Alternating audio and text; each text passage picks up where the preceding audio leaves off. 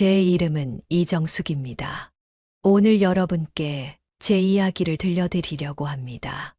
이 이야기는 71세에 시작된 저의 재혼과 그 충격적인 결말에 관한 것입니다. 그때는 정말 제가 미쳤었나 봅니다. 이럴 줄 알았다면 절대 재혼하지 않았을 거예요. 한순간의 잘못된 선택이 제 인생 전체를 무너뜨릴 수도 있었던 그 순간. 지금도 생각하면 온몸이 떨립니다. 여러분도 나처럼 혹은 여러분의 어머니, 이모, 할머니처럼 노년의 사랑을 찾다가 이런 함정에 빠질 수 있습니다. 그렇게 되지 않도록 제 이야기를 끝까지 들어주세요. 그리고 이 영상이 도움이 된다면 구독과 좋아요로 더 많은 분들에게 이 경험이 전해질 수 있게 도와주세요. 피눈물 나게 후회한 나의 재혼 이야기 시작합니다. 남편이 세상을 떠난 지 벌써 7년이 지났습니다.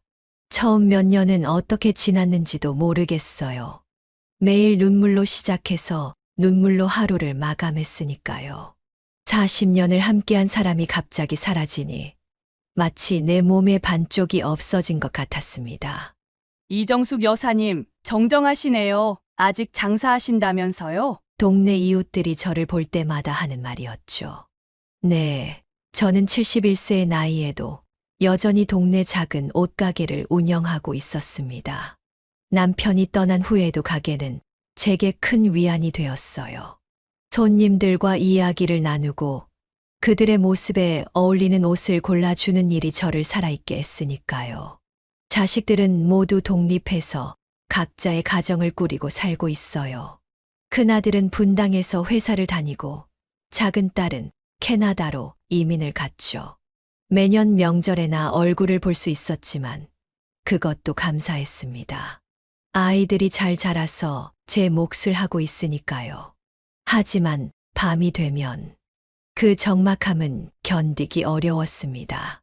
TV 소리를 크게 틀어놓아도 라디오를 틀어놓아도 채워지지 않는 외로움이 있었죠. 같이 저녁을 먹을 사람도 오늘 있었던 일을 나눌 사람도 없었으니까요.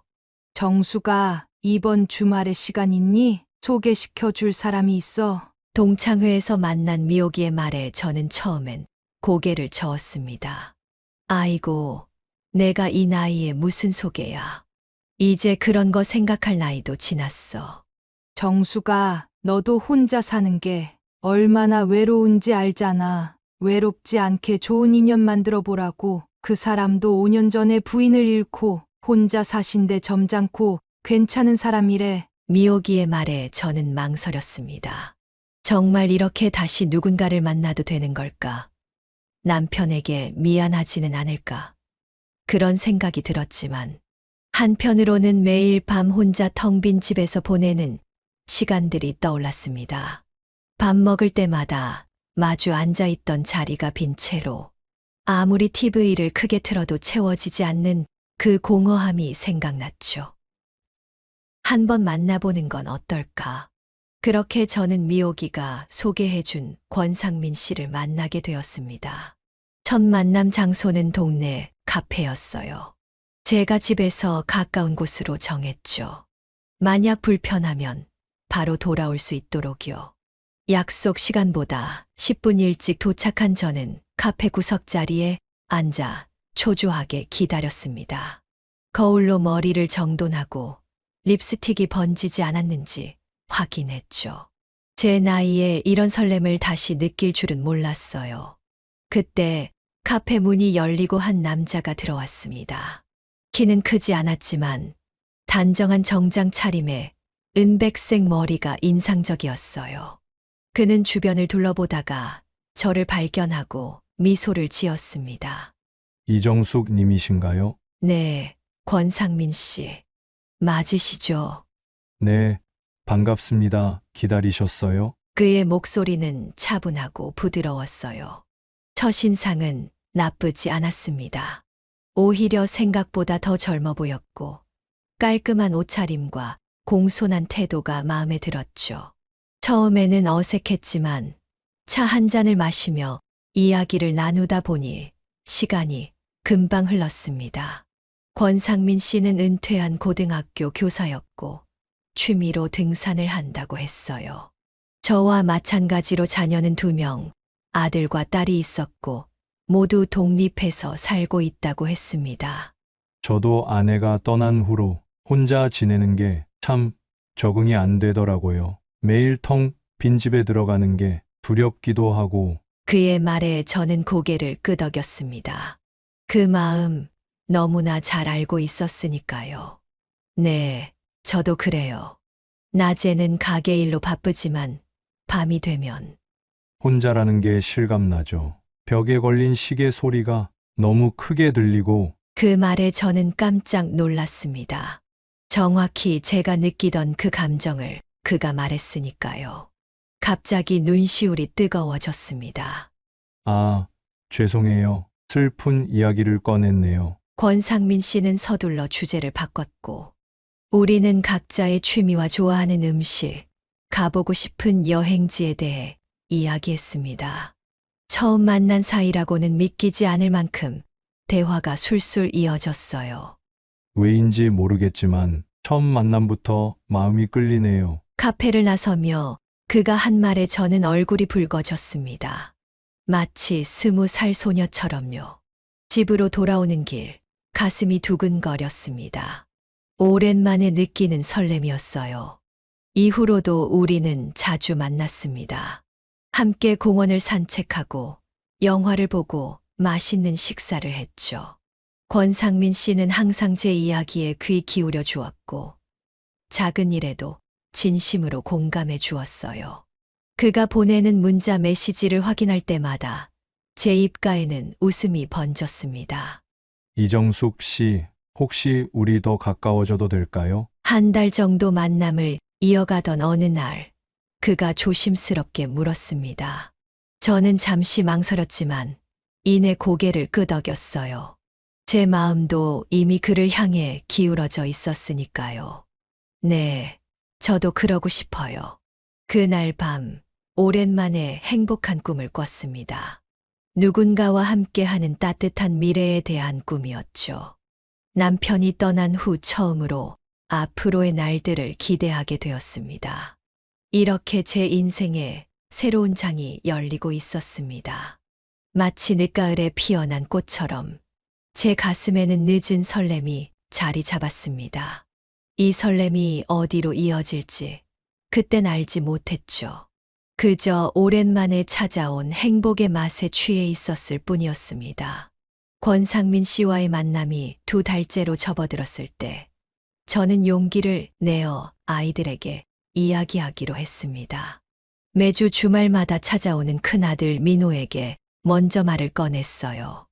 민호야, 엄마가 할 말이 있어.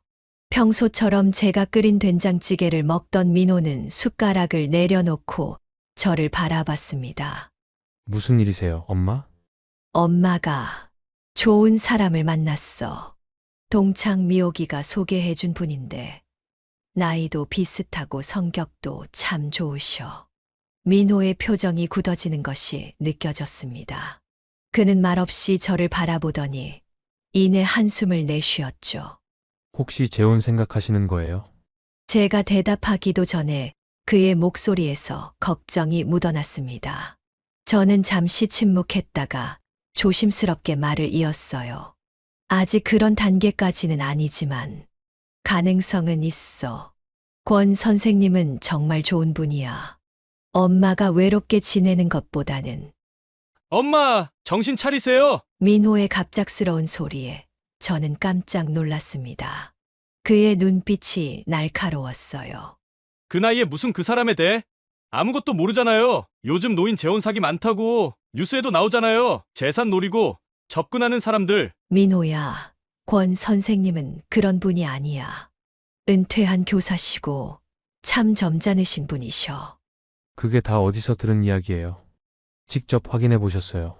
엄마, 제가 걱정돼서 그러는 거예요. 민호의 말은 계속되었습니다. 그날 이후로 딸 수연에게도 연락이 갔는지 캐나다에서 긴급 화상 통화가 왔어요. 엄마, 민호 오빠한테 들었어요. 정말 그런 생각하고 계신 거예요? 수연의 목소리에도 걱정이 가득했습니다. 저는 한숨을 쉬었죠. 수연아, 엄마가 이제 외로워서 그래. 너희들은 다 각자 가정이 있고 엄마는 혼자 빈집에서.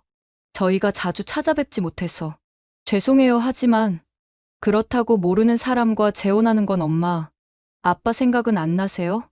그 말에 가슴이 찔렸습니다. 물론 남편 생각이 안 날 리가 없었죠. 하지만 그도 이제는 하늘나라에서 저를 지켜보고 있을 텐데 제가 외롭게 사는 것을 바라지는 않을 거라고 생각했어요. 수연아, 아빠는 이미 이 세상 사람이 아니야. 엄마도 이제 조금은 행복해도 되지 않을까. 엄마, 행복하셨으면 좋겠어요. 정말로요 하지만 그렇게 급하게 결정하시면 안 돼요. 최소한 어디 사는지 가족 관계라도 확인해 봐야죠. 아이들의 반대는 예상했지만 이렇게 강경할 줄은 몰랐습니다. 그들의 걱정이 이해는 가지만 한편으로는 서운했어요. 마치 제가 판단력이 없는 것처럼 대하는 것 같았으니까요. 엄마, 저희가 알아봤어요. 일주일 후 민호가 다시 찾아왔습니다. 그의 표정이 심각했어요.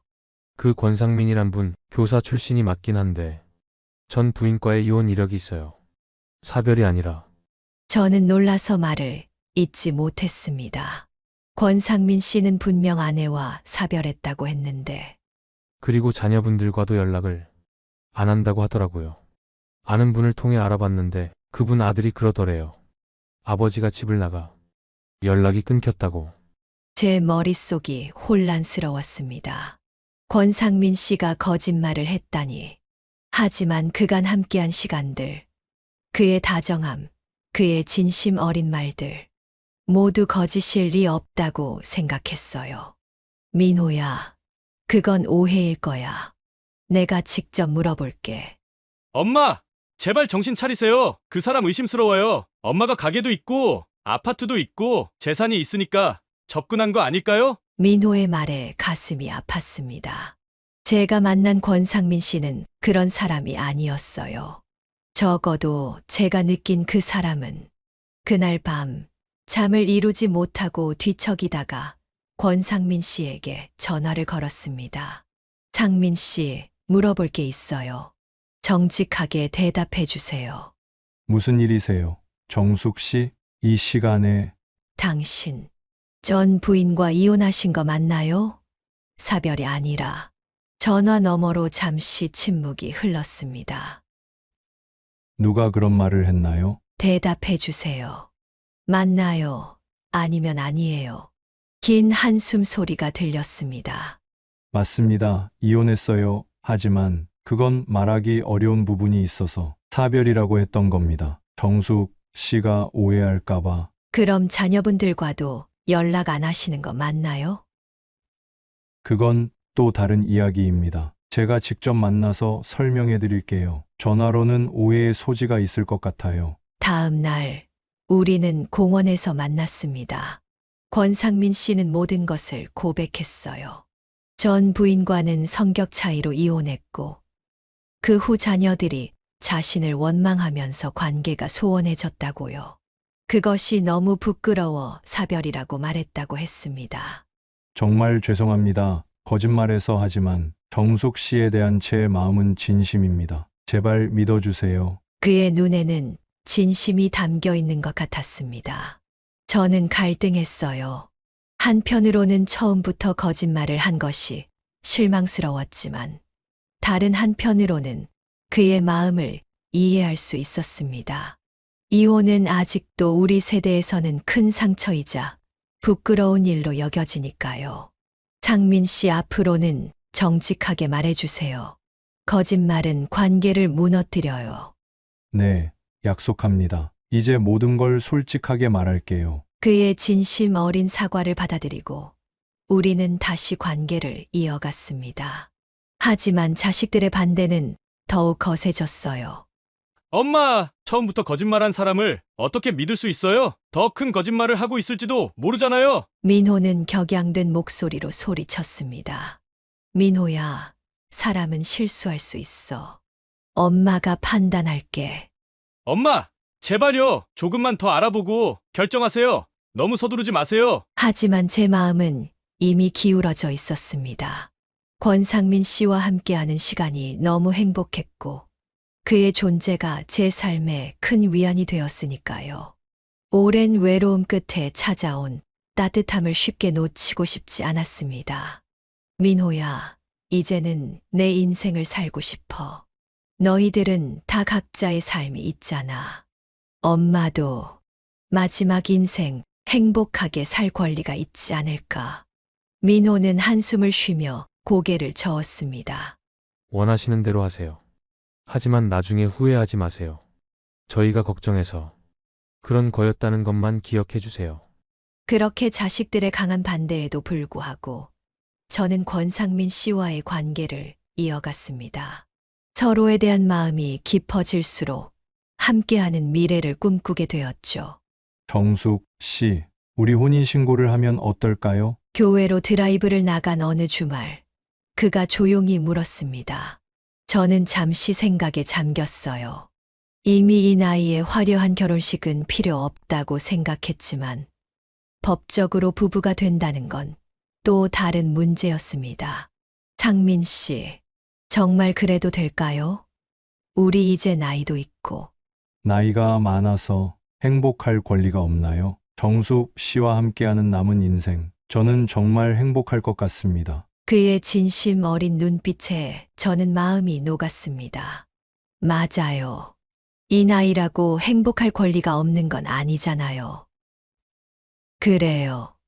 혼인신고를 해요. 다음 주 우리는 조용히 혼인신고를 했습니다. 자식들에게는 사후 통보가 되었죠. 예상대로 민호는 분노했고 수연은 실망감을 감추지 못했어요. 엄마가 이렇게까지 우리 말을 무시할 줄은 몰랐어요. 정말 실망입니다. 민호의 마지막 문자에 가슴이 아팠지만 저는 제 선택이 옳다고 믿었습니다. 이제는 내 인생을 살 때라고요. 자식들도 언젠가는 이해해 줄 거라고 생각했습니다. 결혼 후 우리는 제 집에서 함께 살기로 했어요. 권상민 씨는 월세 살던 집을 정리하고 제 집으로 이사 왔습니다.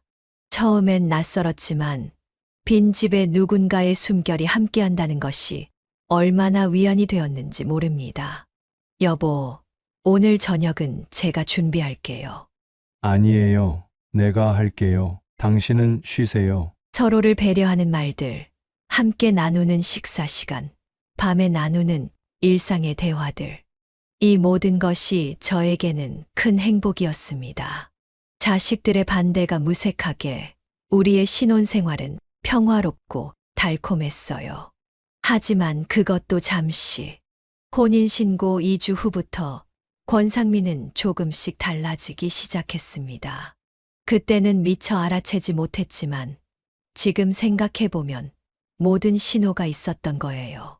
다가올 폭풍우의 전조가. 결혼 한 달째 모든 것이 달라지기 시작했습니다. 처음엔 아주 사소한 변화였어요. 권상민이 자주 제 휴대폰을 유심히 바라본다든지, 제가 통장 정리를 할 때 마치 우연인 것처럼 들여다본다든지 하는 것들이었죠. 그땐 그저 새로운 가족의 자연스러운 호기심이라고 넘겼습니다. 아, 얼마나 순진했던 걸까요? 여보, 옷가게는 언제 정리할 생각이에요? 어느 날 저녁 식사를 하며 권상민이 물었습니다. 저는 의아했어요. 정리라니. 난 계속 할 생각인데. 아니, 이제 나이도 있으시고 건강도 생각해야죠. 무리하지 마세요. 우리 이제 편하게 살아요. 그의 말이 겉으로는 걱정처럼 들렸지만 왠지 모르게 불편했습니다.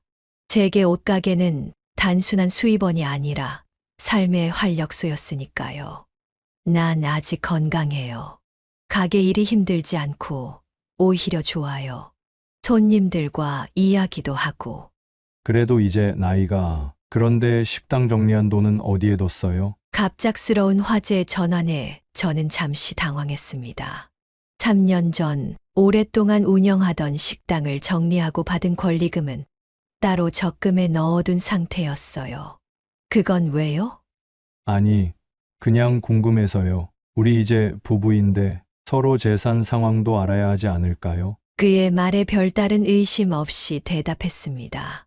적금에 넣어뒀어요. 나중에 아플 때 쓰려고. 그래요? 어느 은행인데요? 그날 이후로 권상민은 자주 재산에 관한 이야기를 꺼냈습니다. 건물에서 나오는 월세가 얼마인지, 은행 적금은 어느 지점에 있는지. 처음에는 단순한 대화라고 생각했지만 점점 그 빈도가 잦아지는 것이 느껴졌어요. 여보, 우리 부부인데 통장 하나로 합치는 게 좋지 않을까요? 관리하기도 편하고. 어느 날 저녁 그가 조심스럽게 제안했습니다. 그 순간 왠지 모를 경계심이 들었어요. 아니요. 지금처럼 각자 관리하는 게 편해요. 제가 거부하자 그의 표정이 일순간 굳어졌습니다. 하지만 곧 미소를 지으며 넘어갔죠. 그래요. 당신이 편한 대로 하세요. 그날 밤 저는 화장실에 간 사이 그가 제 핸드폰을 만지는 것을 보았습니다. 제가 다가가자 급히 내려놓았지만 그 모습에 가슴이 철렁했어요. 뭐 하는 거예요? 아니, 시간 좀 보려고. 그의 거짓말이 너무나 뻔했지만 저는 더 추궁하지 않았습니다. 하지만 그날 이후로 핸드폰 비밀번호를 바꿨고 중요한 문서들은 따로 보관하기 시작했어요. 그러던 어느 날 세입자에게서 충격적인 전화를 받았습니다. 사장님, 남편분이 오셔서 월세 통장을 바꾸라고 하셨잖아요.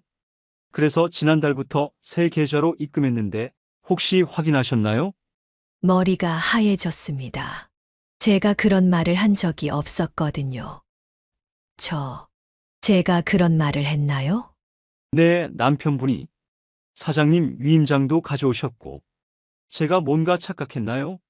전화를 끊자마자 은행으로 달려갔습니다. 확인해 보니 권상민이 제 명의로 새 통장을 만들어 세입자들의 월세를 받고 있었어요.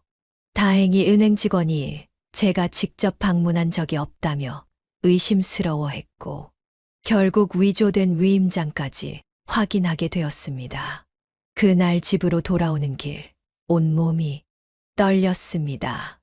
내가 사랑한다고 믿었던 사람이 내 등 뒤에서 이런 일을 벌이고 있었다니. 하지만 아직 최악은 오지 않았습니다. 집에 돌아와 권상민을 기다리던 중 문득 그의 서랍을 열어보았습니다. 평소에는 절대 하지 않았을 행동이지만 이제는 모든 것이 의심스러웠어요. 그리고 거기서 여러 명의 여성들과 찍은 사진들과 다양한 은행 통장들을 발견했습니다. 심장이 멎는 줄 알았어요.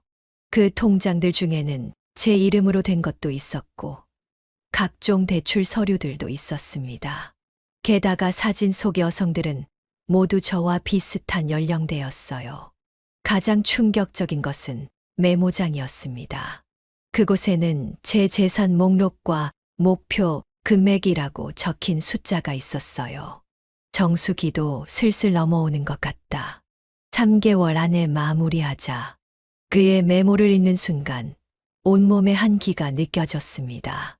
이건 단순한 돈 문제가 아니었어요. 계획적인 사기였습니다. 저는 그의 여러 피해자 중 하나였던 거예요. 바로 그때 현관문 소리가 들렸습니다. 권상민이 돌아온 거예요. 급히 서류들을 원래 자리에 넣고 침실로 들어갔습니다. 심장이 터질 것 같았어요. 여보, 오셨어요? 평소와 같은 목소리로 인사했지만 손은 떨리고 있었습니다. 그는 아무것도 모르는 듯 웃으며 다가왔어요. 네. 오늘 일찍 끝났네요. 저녁 먹었어요? 평소와 같은 대화를 나누는 동안 제 머릿속은 복잡했습니다. 어떻게 해야 할까? 지금 당장 경찰에 신고해야 할까? 하지만 증거가 충분할까? 아니면 자식들에게 연락해야 할까? 그날 밤 저는 잠을 이루지 못했습니다. 옆에 누운 남자가 낯선 사람처럼 느껴졌어요. 평생 모은 재산과 집을 빼앗길 위기에 처했다는 사실이 믿기지 않았습니다. 다음 날, 저는 마음을 다잡고 한 가지 결정을 내렸습니다. 일단 표면적으로는 아무것도 모르는 척하며 증거를 더 모으기로 한 거예요. 그리고 그날부터 권상민의 일거수일투족을 주시하기 시작했습니다. 그는 점점 더 대담해졌습니다. 이제는 제 등산 모임과 노래교실 금지하려 했고, 거기서 이상한 사람들 만나면 안 된다며 저를 통제했어요. 친구들과 통화하는 것도 제한하며, 혹시 돈 빌려달라고 하는 거 아니야? 라고 의심했습니다.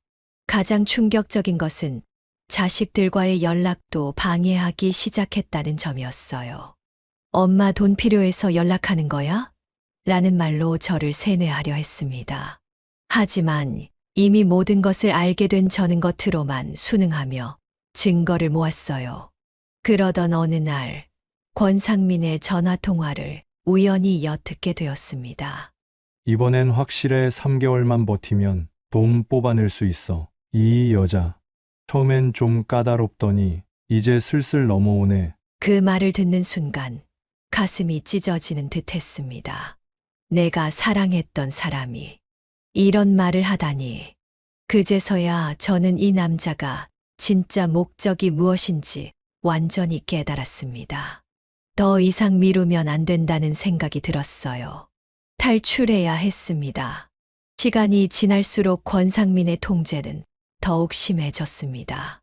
마치 새장 속에 갇힌 새처럼 저는 점점 자유를 잃어갔어요. 10년 넘게 다녔던 등산 모임도 노래교실도 모두 끊어야 했습니다. 여보, 왜 자꾸 나가려고 해요? 나랑 있는 게 싫어요? 권상민은 항상 이런 식으로 저를 감정적으로 조종했습니다. 제가 친구들과 만나려고 하면 서운해하는 표정을 지으며 자신이 얼마나 외로운지를 강조했죠. 처음에는 그의 진심 어린 걱정으로 생각했지만 이제는 그것이 통제 수단이라는 것을 알았어요. 여보, 친구분이 또 전화했네요. 무슨 일이에요? 핸드폰이 울릴 때마다 그는 누구인지 확인했고 통화 내용까지 감시하려 했습니다. 저는 점점 친구들과의 연락도 끊게 되었어요. 누군가와 이야기할 때마다 권상민의 의심스러운 눈초리가 부담스러웠으니까요. 정숙 씨, 요즘 친구들이 돈 때문에 연락하는 것 같아요. 조심하세요. 모든 관계를 의심하게 만드는 그의 말에 처음에는 혼란스러웠습니다. 정말 그런가? 내 친구들이 정말 돈 때문에 나를 찾는 걸까?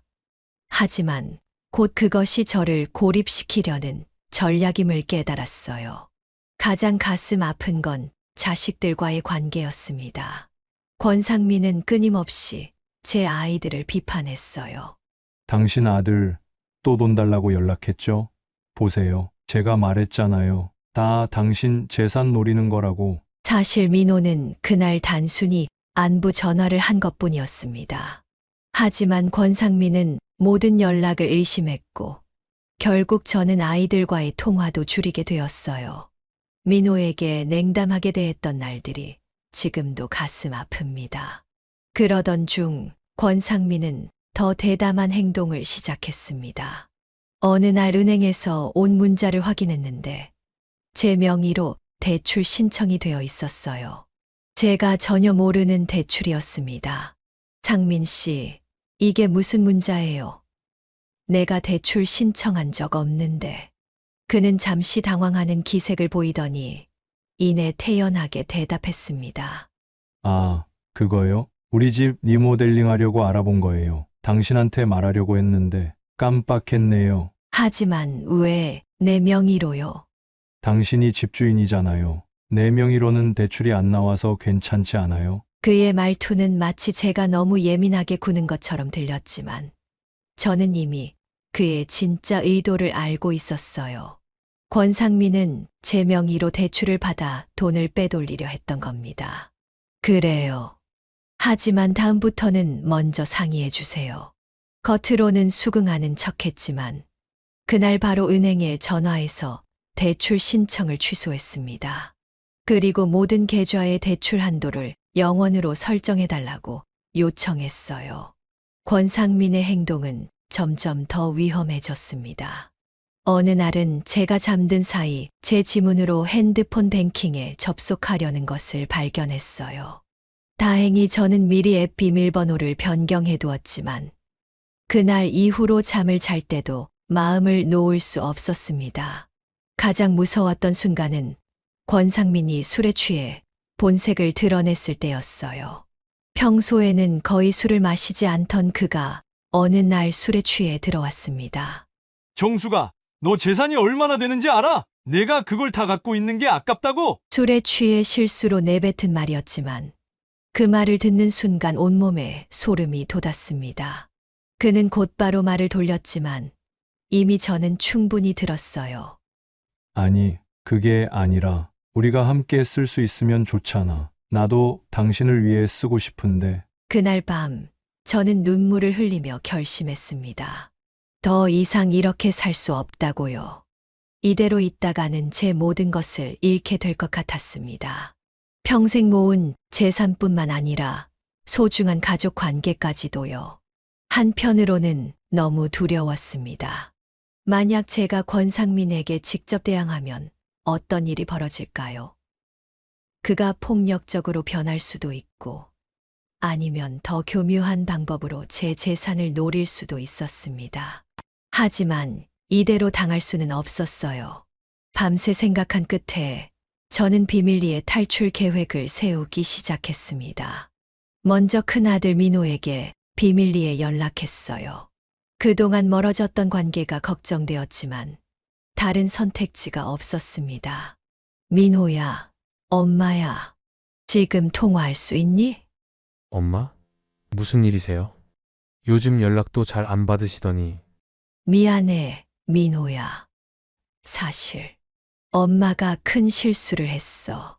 떨리는 목소리로 모든 상황을 설명했습니다.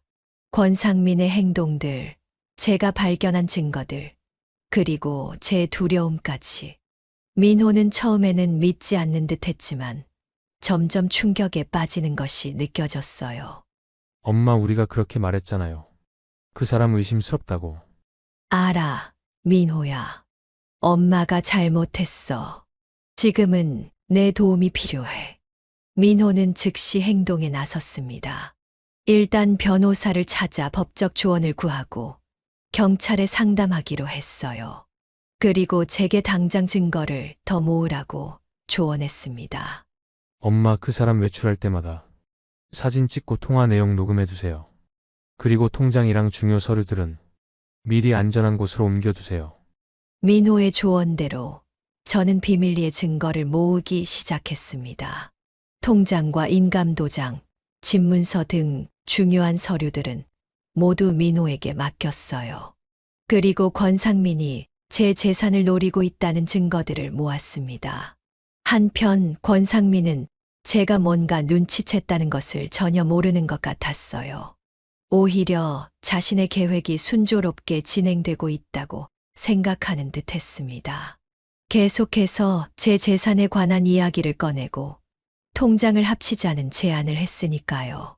정숙 씨, 이제 우리 노후를 생각해야 해요. 당신 건물 한 채 정도는 팔아서 투자하는 게 어때요? 내가 아는 좋은 곳이 있는데. 저는 겉으로는 관심을 보이며 넘어갔습니다. 하지만 이미 마음속으로는 탈출할 날만을 기다리고 있었어요. 매일 밤 권상민이 잠든 후에 저는 침대에서 나와 조용히 계획을 세웠습니다. 탈출 날짜를 잡고 필요한 물건들을 조금씩 챙겼어요. 그리고 가장 중요한 것은 민호와 함께 법적 대응을 준비하는 것이었습니다. 변호사는 제게 이혼 절차와 재산 보호에 관한 조언을 해주었어요. 그리고 경찰에는 사기 혐의로 신고할 준비를 했습니다. 모든 것이 착착 진행되고 있었지만 가장 어려운 건 권상민 몰래 이 모든 일을 진행하는 것이었습니다. 그러던 어느 날 최악의 상황이 벌어졌습니다. 권상민이 제 핸드폰을 몰래 확인하던 중 민호와의 메시지를 발견한 거예요. 다행히 구체적인 계획은 언급되어 있지 않았지만 제가 무언가 행동을 취하고 있다는 것을 눈치챈 것 같았습니다. 정숙 씨, 아들하고 뭔 얘기를 그렇게 자주 해요? 나한테 비밀이라도 있는 거예요? 그의 목소리에는 처음 듣는 날카로움이 있었습니다. 눈빛도 달라져 있었어요. 더 이상 다정한 남편의 모습이 아니었습니다. 그냥 요즘 민호가 회사에서 힘들어해서. 거짓말 마세요. 난 당신이 무슨 생각하는지 다 알아요. 그날 밤 권상민은 처음으로 제게 목소리를 높였습니다. 언성을 높이고 위협적인 자세로 다가왔죠. 순간 폭력을 당할 수도 있겠다는 공포가 밀려왔어요. 하지만 다행히 그는 실제로 손을 대지는 않았습니다. 정숙 씨, 내가 당신을 위해 얼마나 많은 것을 희생했는지 알아요? 내가 없었으면 당신은 지금도 혼자 외롭게 살고 있었을 거예요. 그런데 이렇게 배신해요? 권상민의 말은 계속되었고 저는 두려움에 떨며 그저 고개만 끄덕였습니다. 그날 이후로 그는 저를 더욱 감시하기 시작했어요. 핸드폰도 마음대로 사용하지 못하게 하고 외출도 함께 하지 않으면 안 된다고 우겼습니다. 이제 탈출은 더 급박해졌습니다. 더 이상 기다릴 시간이 없었어요. 민호와 비밀리에 연락하여 최종 계획을 세웠습니다. 권상민이 주 1회 친구들과 만나는 시간에 탈출하기로 한 거예요. 탈출 당일이 다가왔습니다. 그날 아침 저는 평소와 같이 행동하려 노력했지만 가슴은 계속 두근거렸어요. 권상민은 오후에 친구들과 바둑 모임에 간다고 했습니다. 이것이 제가 기다리던 기회였어요. 여보, 저 오늘 바둑 두러 가요. 저녁에 올 거니까 걱정하지 말고요. 권상민은 평소와 같이 인사를 하고 집을 나섰습니다. 문이 닫히는 소리가 들리자마자 저는 숨겨두었던 가방을 꺼냈어요. 이미 필요한 물건들은 조금씩 챙겨두었기 때문에 마지막으로 몇 가지만 더 넣으면 되었습니다. 사진 앨범, 남편과의 추억이 담긴 물건들, 그리고 제 어머니가 물려주신 반지, 소중한 것들만 골라 가방에 넣었어요. 마지막으로 집을 한 바퀴 둘러보았습니다. 40년 넘게 살아온 이 집을 이렇게 떠나야 한다니 마음이 아팠어요. 하지만 이것이 제 인생을 지키는 유일한 길이라는 것을 알고 있었습니다.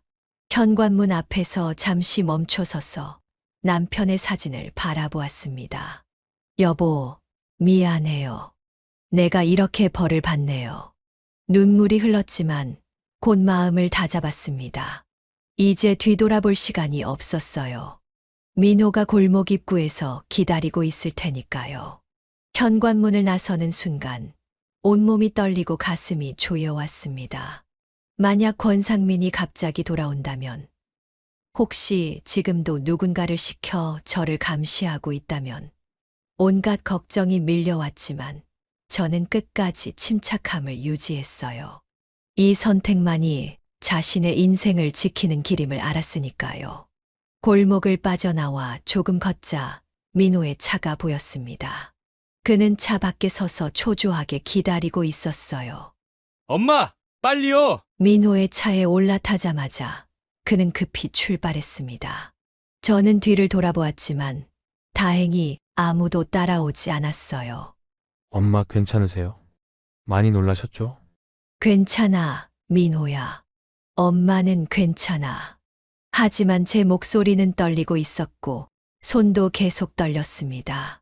7개월 동안의 악몽 같은 시간이 끝나가고 있다는 안도감과 앞으로 닥칠 일에 대한 두려움이 뒤섞여 있었어요. 민호는 저를 자신의 집으로 데려갔습니다. 이미 그의 아내와 아이들에게 상황을 설명해 두었다고 했어요. 처음에는 어색했지만 민호의 가족들은 저를 따뜻하게 맞아주었습니다. 어머님, 얼마나 힘드셨어요. 이제 여기서 편하게 쉬세요. 며느리의 따뜻한 말에 갑자기 눈물이 쏟아졌습니다. 그동안 얼마나 무서웠는지, 얼마나 외로웠는지, 모든 감정이 한꺼번에 터져 나왔어요.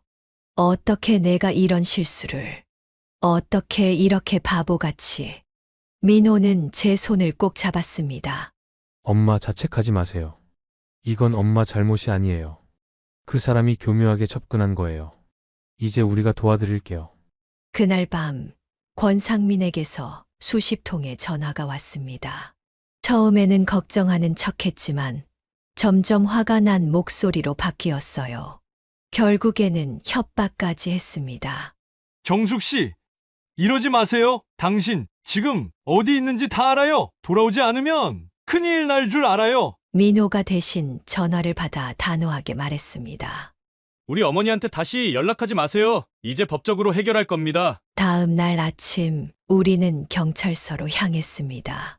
제가 모아둔 증거들, 권상민의 진짜 신원, 사기 행각의 증거, 위조 서류들, 모든 것을 경찰에 제출했어요.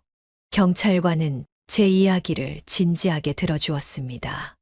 이정숙 씨, 다행히 큰 재산 피해는 없으셨네요. 하지만 이 사람이 결혼 사기 전과범이라는 사실을 알려드려야겠습니다. 그 말에 저는 충격을 받았습니다. 권상민은 이미 여러 번 비슷한 수법으로 여성들을 속여 재산을 가로챘다는 거예요.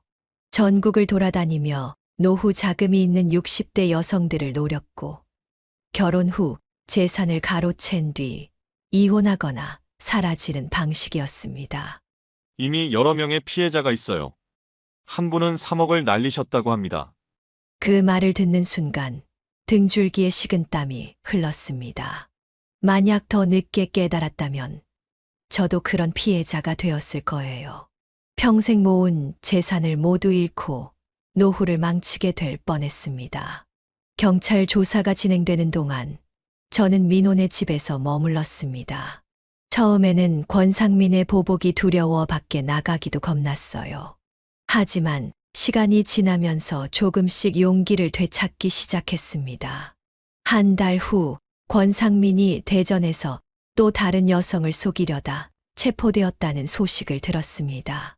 그는 이제 법의 심판을 받게 될 거예요. 이정숙 씨 재판에 증인으로 출석해 주실 수 있을까요? 경찰의 요청에 저는 망설였습니다. 권상민을 다시 마주한다는 생각만으로도 가슴이 떨렸어요. 하지만 다른 피해자들을 생각하니 용기를 내야 했습니다.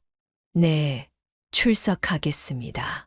제가 할 수 있는 일이라면 무엇이든 하겠습니다. 재판 당일 법정에서 권상민을 다시 마주했습니다. 그는 여전히 당당한 표정이었지만 제 눈을 똑바로 쳐다보지는 못했어요. 저는 떨리는 목소리로 증언을 시작했습니다. 처음에는 그가 진심으로 저를 사랑한다고 믿었습니다. 하지만 점차 그의 진짜 목적이 드러났어요.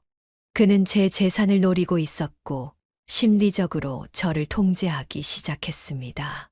제 증언을 마치고 나오는 길, 다른 피해 여성들이 다가와 손을 잡아주었습니다. 우리는 모두 비슷한 상처를 가지고 있었고 서로의 아픔을 이해할 수 있었어요. 결국 권상민은 사기 혐의로 징역 5년을 선고받았습니다.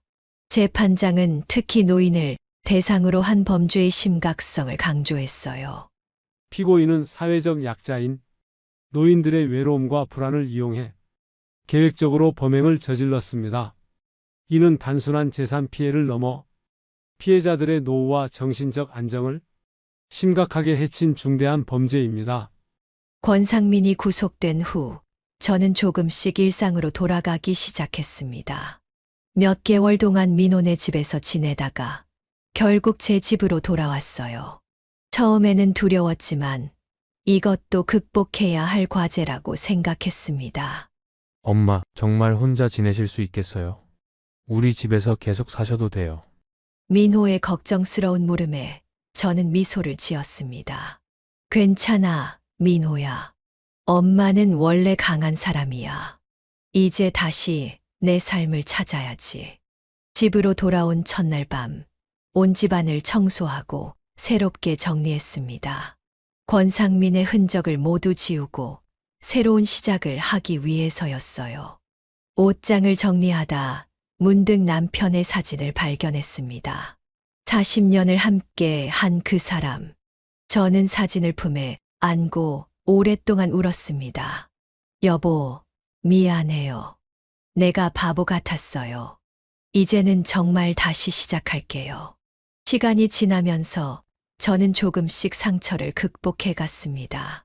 다시 가게로 돌아가 일을 시작했고, 끊었던 등산 모임과 노래 교실도 다시 나가기 시작했어요.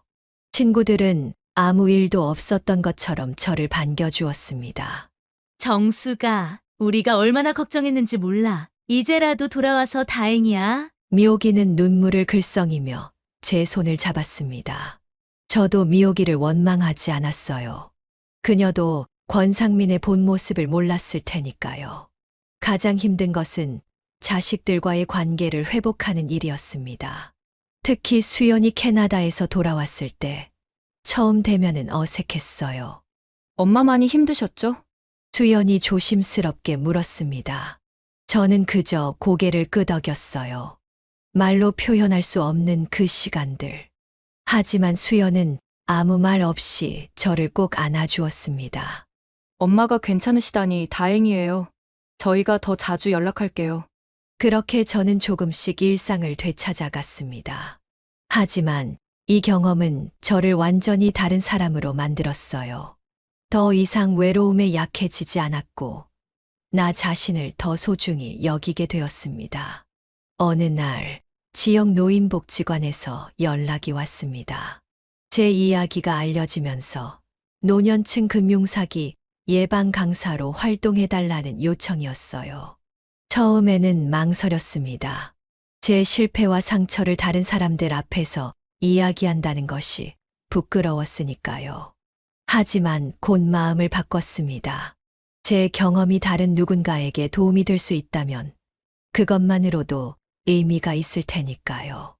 여러분, 저는 71세에 재혼했다가 결혼 사기를 당한 이정숙입니다. 첫 강의를 시작하며 저는 떨리는 목소리로 제 이야기를 시작했습니다. 강의실에는 저와 비슷한 연령대의 어르신들이 많았어요. 그들의 눈빛에서 저는 제 모습을 보았습니다. 외로움에 취약한 누군가의 따뜻한 관심이, 그리운 마음들. 외로움이 무서워 서둘렀던 선택이었지만 이제는 혼자여도 충분히 행복할 수 있다는 걸 알았어요. 결혼은 사랑만으로 되는 게 아닙니다.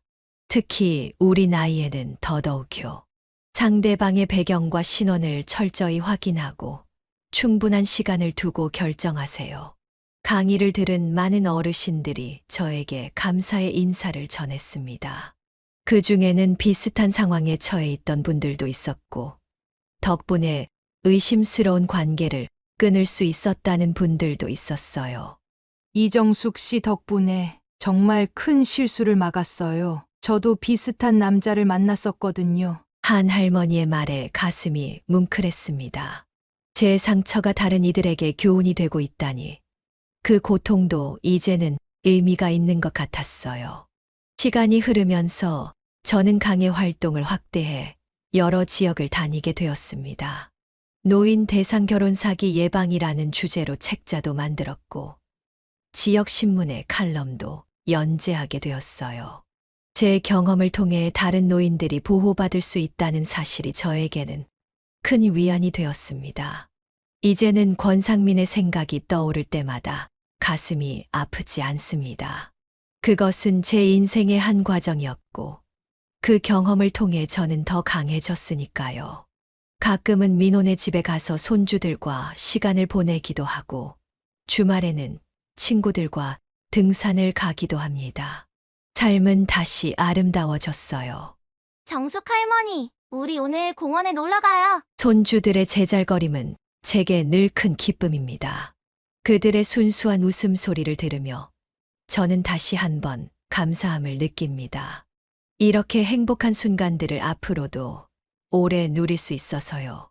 어느 날 강의를 마치고 나오는 길에 한 할아버지가 다가왔습니다. 이정숙 씨, 정말 용기 있는 이야기 감사합니다. 저도 비슷한 경험이 있어서 공감이 많이 됐습니다. 우리는 차 한 잔을 놓고 이야기를 나누었습니다. 그분도 비슷한 사기를 당한 경험이 있다고 했어요. 이렇게 서로의 경험을 나누며 우리는 위로를 주고받았습니다. 혼자라는 건 외롭지만 잘못된 선택으로 인한 후회보다는 낫더라고요. 할아버지의 말에 저는 고개를 끄덕였습니다. 맞아요. 혼자 사는 것이 때로는 힘들지만 그것이 꼭 불행한 것은 아니니까요. 중요한 건 내가 나를 사랑하고 내 삶을 스스로 지킬 수 있다는 것입니다. 이제 저는 77세가 되었습니다. 권상민과의 일은 6년 전의 일이 되었지만 그 교훈은 여전히 제 삶의 중요한 부분입니다. 재혼에 대한 환상은 없어졌지만 인생에 대한 더 깊은 이해가 생겼어요. 사실 평생 모아온 재산의 일부를 잃기는 했습니다. 권상민이 제 명의로 만든 대출 일부와 그가 가져간 현금. 하지만 저는 그것을 인생 공부 비용이라고 생각합니다. 값비싼 수업료였지만 그만한 가치가 있는 교훈이었으니까요. 여러분, 외로움에 취약해지지 마세요. 그리고 재산 관리는 절대 남에게 맡기지 마세요. 이것이 제가 강의에서 항상 강조하는 말입니다.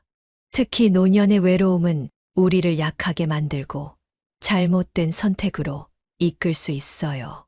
하지만 외로움보다 더 무서운 것은 자신의 판단력을 잃는 것입니다. 오늘도 저는 아침에 일어나 거울을 보며 스스로에게 말합니다. 당신은 충분히 강하고 충분히 가치 있는 사람이에요. 혼자여도 당신의 인생은 아름답습니다. 이제 저는 진정한 행복이 무엇인지 깨달았습니다. 그것은 누군가에게 의존하는 것이 아니라 나 자신을 사랑하고 존중하는 것에서 시작됩니다.